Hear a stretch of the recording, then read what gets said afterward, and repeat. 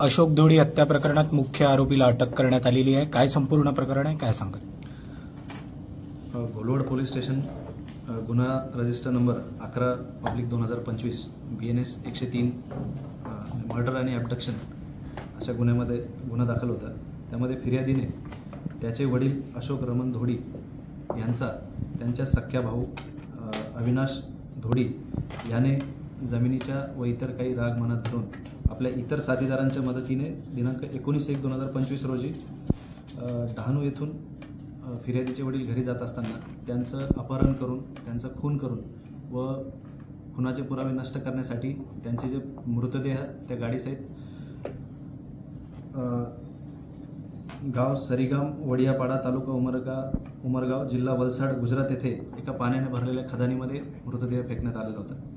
तर सदर गुन्ह्यामध्ये आत्तापर्यंत यापूर्वी 5 आरोपींना अटक करण्यात आलेली होती व गुन्ह्यातील मुख्य आरोपी अविनाश रमण धोडी व इतर 3 साथीदार हे सदरचा गुन्हा घडल्यापासून फरारी होते। तर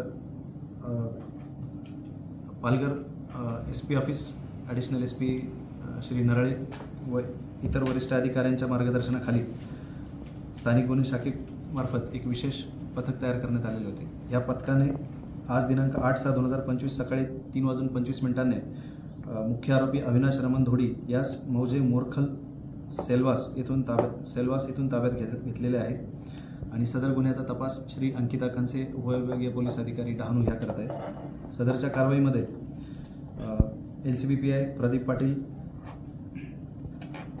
API Watkar, PSI Sawant Desai, PSI Gorakshanath Rathod, PSI Rohit Khot, grade PSI Rajesh Wagh, grade PSI Sunil Nalawade, head constable Deepak Raut, Sandeep Suryavanshi, Narendra Patil, Kailas Patil, Dinesh Gaikwad, Bhagwan Awhad, Kapil Nemade, Vijay Thakur, Sanjay Dhangda, NPC कल्याण केंगार, PC प्रशांत निकम, विशाल कडव, विशाल नागरे सर्व नेमणूक स्थानिक गुन्हे शाखा पालघर यांनी ह्या कामगिरीमध्ये मोलाची कामगिरी बजावलेली आहे।